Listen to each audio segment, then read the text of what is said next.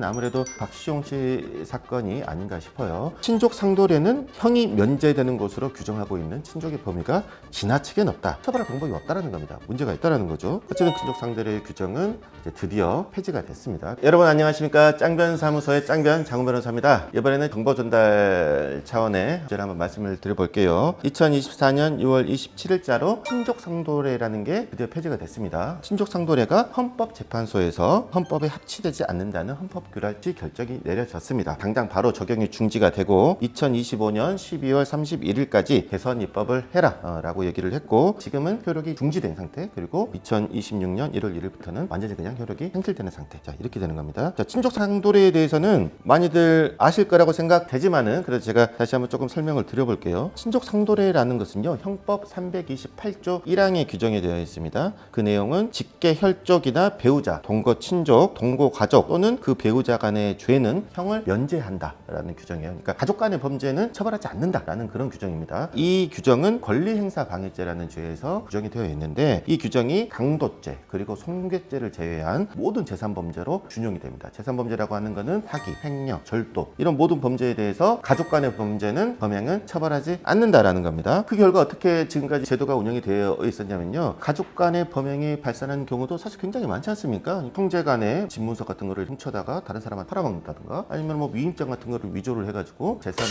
매각하고 매각 대금을 가져가 버린다든가, 통장이나 뭐 카드 같은 거를 훔쳐가가지고 거액의 돈을 인출해서 뭐 사라진다든가, 이런 식의 가족 간의 범죄들이 비일비재했는데, 친족 상도례로 인해서 처벌을 못하기 때문에 운소유조죄, 위임장을 위조했다든가 뭐 이런 구수적인 범죄로만 이렇게 처벌을 하는 그런 웃지 못할 총국이 이렇게 벌어졌던 거죠. 이 제도는요, 1953년도에 우리나라 형법이 처음 제정이 됐는데, 이 제도의 이념은 가족 내의 문제에 법이 개입하는 것은 바람직하지 않다. 로마법에서부터 이러한 이념이 있었고, 그게 이제 영미법에서 그대로 받아들였고, 영미법의 그 이념을 일본법에서 받아들였고, 우리나라는 일본법을 본따서 이렇게 많이 만들었기 때문에 그게 이제 그대로 이렇게 도입이 된 거예요. 이 법이 처음 만들어졌을 때는 우리나라 이제 사회 정서와 가족 제도랑도 맞았죠. 그때는 우리나라가 대가족 제도였지 않습니까? 그래서 가족 간의 일은 가족 안에서 많이 해결이 되던 그런 상황이었기 때문에 그때는 이 조문이 전혀 문제가 없었습니다. 그런데 이 제정 당시와는 다르게 점점 이제 사회가 발전하면서 가족의 양상이 많이 바뀌지 않았습니까? 그러면서 계속해서 이거 좀 손대야 된다, 이렇게 움직임이 있었고, 실제로 이거를 개정을 하려고 한다거나 헌법재판소에서 위헌 여부를 한번 심판했던 적도 있었어요. 그때는 이제 5대4로서 합헌이다라고 이렇게 나오긴 했었는데, 어쨌든 그런 식으로 계속 논의는 있었으나 불발이 되다가 이번에 헌법 불합치 결정이 내려지게 된 겁니다. 이 헌법 불합치 결정이 내려진 가장 큰 이유는 아무래도 박시용 씨 사건이 아닌가 싶어요. 박시용 씨 사건도 이런 일이 있었죠. 본인의 친형을 고소를 했는데 그 아버지가 친형편을 들면서 이렇게 얘기를 했습니다. 횡령한 건 나다. 내 장남은 여기에 관여한 게 없다. 이렇게 검찰에서 얘기를 하고 법원에서 그렇게 얘기를 했습니다. 친형은 동거는 하지 않기 때문에 처벌을 받을 수 있지만, 만약에 아버지가 범죄를 저지른 것이다 라고 돼버리면은 아버지는 친족 상도례에 의해서 처벌을 받지 않는단 말이에요. 그래서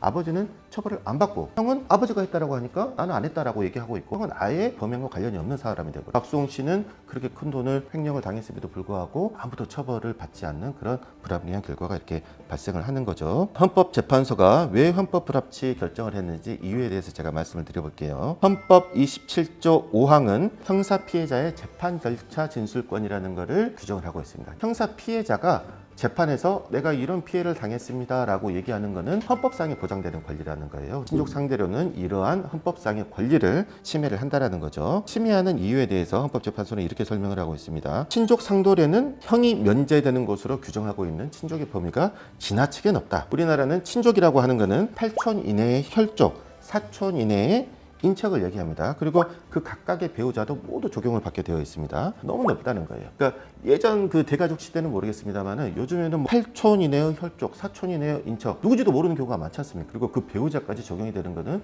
너무 지나치다라는 거를 첫 번째로 얘기를 하고 있고, 두 번째로는 강도죄, 손괴죄를 제외한 모든 재산범죄에 준용이 된다는 겁니다. 적용되는 그 범죄도 너무 높다라는 겁니다. 헌법재판소에서 예를 들고 있는 거는요, 횡령액이 50억 이상인 횡령죄는 특가법상 무기 또는 5년 이상의 징역에 처하도록 되어 있어요. 살인죄랑 비슷한 겁니다. 그리고 흉기, 휴대, 절도, 단순히 몰래 이렇게 훔쳐간 게 아니라 밤에 이렇게 칼을 들고 여럿이 와가지고 훔쳐, 이런 거는 사실 굉장히 중한 범죄지 않습니까? 이런 범행을 당했음에도 불구하고 가족이라는 이유로 가해자는 처벌을 받지 않는다. 이거는 너무 문제가 있다라는 거죠. 그리고 피해자가 독립하여 자유로운 의사결정을 할 수 없는 경우마저 아무런 예외 없이 적용이 된다라는 거죠. 피해자가 예를 들어서 이제 성인이 되었을 때 어떤 사고로 인해서 의사결정 능력이 전혀 없는 상태, 그런 상태에서 가족이라는 이유로 그 피해자의 돈들을 부정한 방법으로 싹 가져가 버렸다. 처벌할 방법이 없다라는 겁니다. 문제가 있다라는 거죠. 그리고 아까 제가 말씀드렸다시피 친족 상도례는 로마법에서 유래된 건데 이 제도를 가지고 있는 나라들이 많이 있습니다. 그런데 우리나라만큼 광범위한 인적 범위, 광범위한 범죄에 적용되게끔 규정되어 있는 나라는 없다라는 얘기입니다. 어쨌든 친족 상도례의 규정은 이제 드디어 폐지가 됐습니다. 완전히 또 폐지된 건 아니고 헌법재판소는 이제 이런 식으로 개선 입법을 해라라고 하면서 예시를 들고 있는 게 있습니다.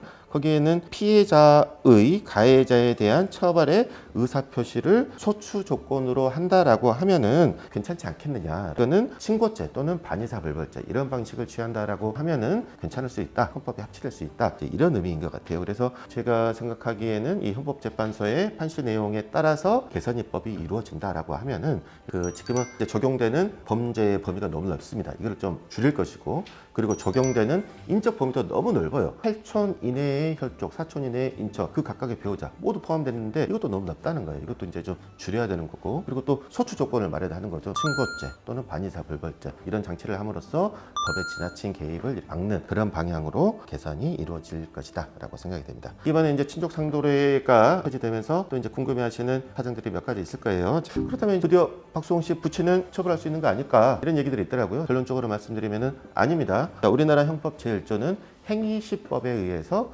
범죄의 성립과 처벌을 결정한다라고 되어 있습니다. 행정사건이 이루어졌을 당시에는 친족 상도례는 여전히 유효한 법률이었단 말이죠. 그러니까 해당이 되지 않습니다. 이 결정 이후의 시점에 친족 간의 범죄에서 친족 상도례의 적용이 배제된다라는 그런 겁니다. 최근에 또 박세리 씨가 또 부친을 고소한다고 뭐 기자회견을 했었죠. 박세리 씨가 그 부친을 고소한 내용은 일단 재산범죄가 아닙니다. 문서의 저죄로 고소를 했고, 고소의 주체도 그 딸인 박세리 씨가 아니라 박세리 희망재단에서 고소를 했기 때문에 이 사건은 애당초 친족 상도례에 적용을 받지 않는 그런 사건이었던 겁니다. 여기까지 말씀드리겠습니다.